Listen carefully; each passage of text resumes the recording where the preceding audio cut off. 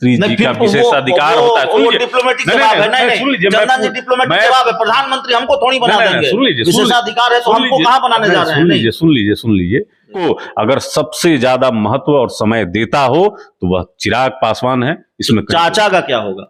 और स्वर्गीय रामविलास पासवान जी दिवंगत हो चुके हैं, वैसे भी दिवंगत हुए लोगों पे कोई टीका टिप्पणी नहीं करता है, लेकिन माननीय मुख्यमंत्री जी अगर कर रहे हैं तो आप समझ लीजिए कि चिराग पासवान जी कोई ऐसा नस को दबा दिए हैं माननीय मुख्यमंत्री जी का, जिससे तिलमिलाहट बहुत ज्यादा है। बिहार में कल 2 सीटों के लिए, जिन 2 सीटों पर उपचुनाव हुए हैं, गोपालगंज और मोकामा, उसके लिए वोटिंग है। तो उपचुनाव के लिए कल वोटिंग है। नतीजे क्या होंगे ये 6 नवंबर को पता चलेंगे। लेकिन उपचुनाव पर बात करेंगे और बिहार की राजनीति से जुड़े कई दूसरे सवाल हैं, उस पर बात करेंगे। हमारे साथ लोक जनशक्ति पार्टी रामविलास के फायर ब्रांड प्रवक्ता रहे चंदन सिंह हैं। अब पार्टी में नहीं है और पार्टी के प्रवक्ता भी नहीं है। जाहिर है पार्टी में नहीं है तो पार्टी के प्रवक्ता भी नहीं है, लेकिन बिहार की राजनीति की बेहतर समझ रखते हैं, बिहार की राजनीति की नब्ज पहचानते हैं और इसलिए चंदन सिंह से यह समझना चाहेंगे कि आखिरकार, और चूंकि चिराग पासवान के साथ लंबे वक्त तक रहे हैं, उनको भी बेहतर जानते समझते हैं, तो चिराग पासवान की इस उपचुनाव में एंट्री से, बीजेपी के साथ जाने से क्या असर होगा उपचुनाव के नतीजों पर, बीजेपी को कितना फायदा मिलेगा। दूसरी तरफ उपचुनाव के जो नतीजे होंगे वो किस तरह के हो सकते हैं, किस तरह की तस्वीर हो सकती है 6 नवंबर के बाद। चंदन जी, सबसे पहले आपका स्वागत है और बहुत दिनों के बाद बहुत धन्यवाद आप स्टूडियो में पधारे हैं। हमने अपने दर्शकों से कहा, क्योंकि जब आपसे बात होती है तो ये परिचय कराना भी जरूरी हो जाता है। वैसे आप परिचय के मोहताज नहीं हैं, सब लोगों ने आपको खूब दहाड़ते देखा है चिराग पासवान के लिए, अपनी पार्टी के लिए। हालांकि अब उस पार्टी में नहीं है, लेकिन हमारा सवाल आपसे ये होगा कि चिराग पासवान की ऐन वक्त पर एंट्री होती है, इसको इस तरह से पकड़ लेते हैं। चिराग पासवान की ऐन वक्त पर एंट्री होती है महागठबंधन में, माफ कीजिएगा बीजेपी के साथ वो चले जाते हैं, बीजेपी के लिए प्रचार करने पहुंचते हैं। वोटिंग से 2 दिन पहले मोकामा में रोड शो करते हैं। क्या फायदा बीजेपी को मिलता हुआ दिख रहा है आपको? देखिए, पूरी तरीके से ये जो अभी एंट्री हुई है एनडीए में आदरणीय चिराग पासवान जी की, ये मास्टर स्ट्रोक साबित होगी भारतीय जनता पार्टी के लिए, क्योंकि दोनों उपचुनाव में भारतीय जनता पार्टी इतना स्ट्रांग दिख नहीं रही थी, लेकिन जैसे ही चिराग पासवान जी की एंट्री होती है, एक आप देखे होंगे, आप तो खुद होंगे मोकामा में जिस तरीके से एक अपार जन समर्थन मिल रहा था और एक जो काफिला गाड़ियों का हुजूम और जनता का जो जन समर्थन इनके प्रति था, वह मात्र चिराग पासवान के लिए ही संभव हो सकता है। तो मैं जहां तक देख रहा हूं, ये दोनों उपचुनाव भारतीय जनता पार्टी अच्छे मार्जिन से जीतने जा रही है और ये सिर्फ चिराग पासवान जी के वजह से ही संभव हो पाएगा। चिराग पासवान की वजह से दोनों सीटें बीजेपी जीतने जा रही है? जी बिल्कुल, क्योंकि देखिए जो करिश्मा इनमें है, देखिए बिहार में बहुत सारे युवा नेता हैं अभिषेक जी। आप प्रशांत किशोर को देख लीजिए, आप कन्हैया को देख लीजिए, आप चिराग पासवान जी को देख लीजिए, आप तेजस्वी यादव जी को देख लीजिए, लेकिन किसी भी युवा राजनेता में जो चिराग पासवान जी में जो आकर्षण है वह किसी में नहीं है, किसी में नहीं है।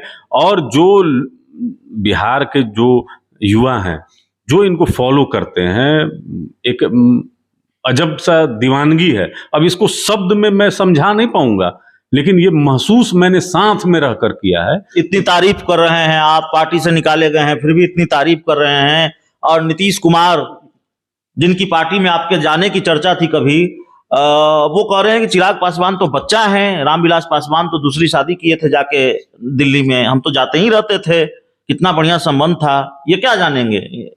देखिए, माननीय मुख्यमंत्री जी बहुत बुजुर्ग हैं, गार्जियन के रूप में हम लोग देखते हैं उनको, उनके मुंह से इतनी ओछी बात अच्छी नहीं लगती अभिषेक जी, सुनने में ही अच्छी नहीं लगती है।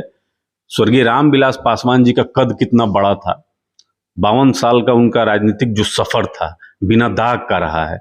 माननीय मुख्यमंत्री जी न जाने कितने बार गठबंधन को बदले हैं, इन पे वो दाग लगे हैं कि अपने जीते जी कम से कम ये दाग तो नहीं धो पाएंगे कि ये सत्ता के लिए, ये कुर्सी के लिए कभी भी गठबंधन बदल सकते हैं। तो अपने समकक्ष में साथ में रहे हुए एक पुराने मित्र के लिए इन शब्दों का प्रयोग मैं मानता हूं अभिषेक जी कि कहीं से जायज नहीं है। और स्वर्गीय रामविलास पासवान जी दिवंगत हो चुके हैं, वैसे भी दिवंगत हुए लोगों पे कोई टीका टिप्पणी नहीं करता है, लेकिन माननीय मुख्यमंत्री जी अगर कर रहे हैं तो आप समझ लीजिए कि चिराग पासवान जी कोई ऐसा नस को दबा दिए हैं माननीय मुख्यमंत्री जी का, जिससे तिलमिलाहट बहुत ज्यादा है। क्योंकि देखिए ये जो 2 उपचुनाव हैं, ये सिर्फ उपचुनाव नहीं है, इससे बहुत कुछ आने वाले समय में तय होगा। तो चिराग पासवान जी एनडीए खेमा में आने का मतलब है कि यह सीधे जो है पलट गया है मामला। चलिए चंदन सिंह जी, देखिए अब आप तो उस पार्टी में नहीं है, इसलिए आपकी कोई बाध्यता भी नहीं है कि आप क्या जानकारी दे सकते हैं, क्या जानकारी नहीं दे सकते हैं, क्या बोल सकते हैं, क्या नहीं बोल सकते हैं। पार्टी लाइन जो एक बाध्यता होती है वो नहीं है आपके साथ। चिराग पासवान के मंत्री बनने का बड़ा शोर है। मंत्री बनते हैं तो क्या होगा, मंत्री बन रहे हैं नहीं बन रहे हैं। हमने जब आपसे आपका इंटरव्यू जब करना चाह रहे थे, हम जब इंटरव्यू की शुरुआत में हमने ये कहा अपने दर्शकों से कि आप लोजपा के नेता रहे हैं, ठीक है, लेकिन आपकी पकड़ भी है, बिहार की राजनीति को आप बेहतर समझते हैं, तो आपकी समझ क्या कहती है? बड़ा शोर है, मंत्री बन रहे हैं कि नहीं बन रहे हैं? देखिए पहले बेसिक चीज समझ लीजिए अभिषेक जी कि चुनाव के मतलब लास्ट आवर में आदरणीय चिराग पासवान जी को मैदान में उतारा गया। इसका साफ संकेत भारतीय जनता पार्टी ने दिया कि बिहार में जो दलित वोट है वह चिराग पासवान के वजह से ही ट्रांसफर हो पाएगी, ये स्पष्ट है। क्योंकि आदरणीय पशुपति कुमार पारस जी इस चुनाव में अगर नहीं उतर पाए तो सीधा संकेत है कि अब बागडोर चिराग पासवान जी के हाथ में है। रही बात मंत्री बनने की, तो ये आप भी जानते हैं और हम भी जानते हैं कि माननीय प्रधानमंत्री जी का विशेषाधिकार होता है। वो डिप्लोमेटिक जवाब है। नहीं, चंदन जी डिप्लोमेटिक जवाब है, प्रधानमंत्री हमको थोड़ी बना देंगे। सुन लीजिए, विशेषाधिकार है तो हमको कहां बनाने जा रहे हैं? सुन लीजिए। लेकिन प्रधानमंत्री जी 2019 में अगर आपको याद होगा तो लोकसभा चुनाव के बाद भारतीय जनता पार्टी के सांसदों को जब संबोधित कर रहे थे तो स्पष्ट उन्होंने कहा था कि आपको तैयारी अगर करनी है तो चिराग पासवान से सीखिए, कि किसी विषय के बारे में जब संसद में आए तो पूरा तैयार होकर आए, तैयारी के साथ आए। यानी सीधा संकेत है कि एक युवा नेता को माननीय प्रधानमंत्री जी अपने कैबिनेट में लेना पसंद करेंगे और वो विभाग देंगे जिसको बिहार की जनता में बहुत सख्त जरूरत हो। क्योंकि चिराग पासवान कौन सा विभाग आप देख रहे हैं? चिराग पासवान जी डिलीवर बहुत अच्छा करेंगे, क्योंकि कमिटमेंट इतना इन्होंने बिहार की जनता के साथ किया है। और आपको ध्यान होगा तो बिहार फर्स्ट, बिहारी फर्स्ट में जितने वादे किए हुए हैं, हमको लगता है कि आदरणीय चिराग पासवान जी उसको पूरा करने में कोई कोर कसर नहीं छोड़ेंगे। देखिए मेहनत करने में तो चिराग पासवान का कोई हाथ नहीं पकड़ सकता है। तो अगर देश में अभिषेक जी अगर कोई युवा नेता है जो अपने राज्य को, अपने संसदीय क्षेत्र को अगर सबसे ज्यादा महत्व और समय देता हो तो वह चिराग पासवान है। इसमें तो चाचा का क्या होगा?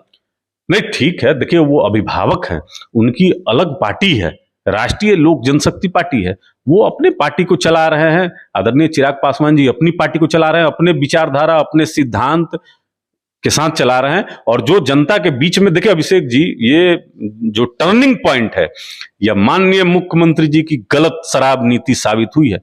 पूरे बिहार के एक एक पंचायत से जब कराहने की आवाज आई, जब दलित और महादलित के घर के बच्चे मरने लगे, उस समय आदरणीय चिराग पासवान जी बेटा बनकर उस दरवाजे पर पहुंचे। और जब उन्होंने आवाज उठाई तो माननीय मुख्यमंत्री जी को तो सबसे ज्यादा पीड़ा इन्हीं से ना है, क्योंकि जितना विरोध इन्होंने किया है और डंके की चोट पर किया है। हमको ऐसा लगता है अभिषेक जी कि आदरणीय चिराग पासवान जी को मौके की जरूरत है। भारतीय जनता पार्टी अगर इनको मौका देगी, एज ए मिनिस्टर बनाकर दे या बिहार में सीएम फेस बनाकर दे, देखिए यह बात तो आप भी मानिएगा कि बिहार में अभी भारतीय जनता पार्टी के पास भी कोई ऐसा लीडर नहीं है जो बिहार को नेतृत्व कर सकता है। सीएम फेस बनाए। सीएम फेस, देखिए अगर चिराग जी को अगर वह सीएम फेस बनाती है तो हमको ऐसा लगता है कि बिहार का जो जनमानस है वह सहज स्वीकार करेगा और एक लकीर जो है वह चिराग पासवान जी विकास का खींचेंगे। देखिए पिछले 17 साल से हम लोग देख रहे हैं कि माननीय मुख्यमंत्री जी के पास गिनाने का 5 भी काम नहीं है, 5 काम नहीं है। आज आपका स्वास्थ्य चरमराया हुआ है, शिक्षा का आपका पता नहीं है, बेरोजगारी चरम पर है और गलत शराब नीति की वजह से जो बिहार की छवि गई है पूरे देश भर में, तो हाईकोर्ट आपका बालिका सुधार गृह का रिपोर्ट मांग रही है, सुप्रीम कोर्ट। अभी मैंने कल परसों के अखबार में पढ़ा, तो आपकी जो छवि देश और विदेश में जा रही है वो अच्छी नहीं है अभिषेक जी। यहां पर युवा नेतृत्व की जरूरत है और यह समय की मांग है। समय की मांग है, युवा नेतृत्व की जरूरत है। चिराग पासवान के पुराने सिपाही हैं और काफी करीबी सिपाह सलार रहे हैं चंदन सिंह, बिहार की राजनीति की भी बेहतर समझ रखते हैं। कल उपचुनाव के लिए वोटिंग हो रही है और बिहार की सियासत से जुड़ा एक महत्वपूर्ण सवाल यह भी कि आखिरकार चिराग की एंट्री आखिरी वक्त में हुई, भारतीय जनता पार्टी के लिए मैदान में उतरे, इसका क्या असर उपचुनाव के नतीजों पर पड़ेगा। बहुत बहुत धन्यवाद।